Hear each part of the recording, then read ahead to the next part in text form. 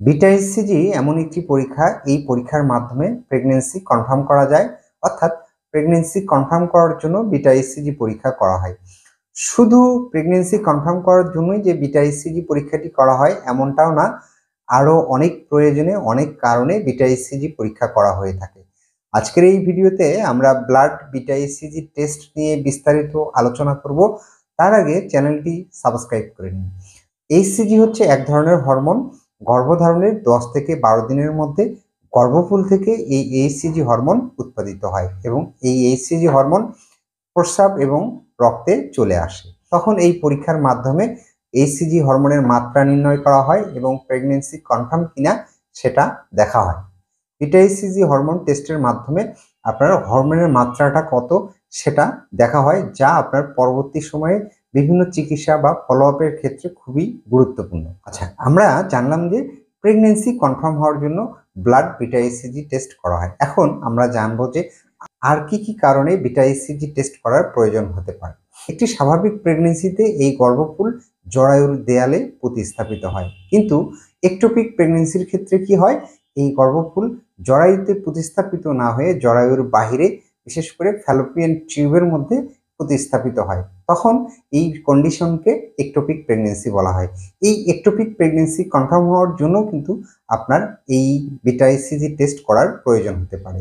তাহলে pregnancy confirm হয় না একটোপিক প্রেগন্যান্সি কিনা সেটা বোঝার জন্য এই বিটা এইচসিজি টেস্ট প্রয়োজন হতে পারে। গর্ভাবস্থার প্রথম দিকে এই রুটিন চেক আপ হিসেবেও কিন্তু বিটা এইচসিজি টেস্ট করা হয়, অথবা তার কারো গর্ভপাতের সম্ভাবনা আছে কিনা বা গর্ভপাতের দিকে যাচ্ছে কিনা সেটা বোঝার জন্যও কিন্তু এই টেস্ট করা হয়ে থাকে। কেননা গর্ভাবস্থার প্রথম দিকে যদি কারো এই বিটা এইচসিজি হরমোনের মাত্রা ধীরে ধীরে কমতে থাকে, তখন কিন্তু সেটা গর্ভপাতের দিকে যাচ্ছে বলে ধারণা করা হয়। গর্ভাবস্থার প্রথম দিকে গর্ভপাতের কোনো সম্ভাবনা বা পসিবিলিটি আছে কিনা সেটা বোঝার জন্য কিন্তু বিটা এইচসিজি টেস্টের প্রয়োজন হতে পারে।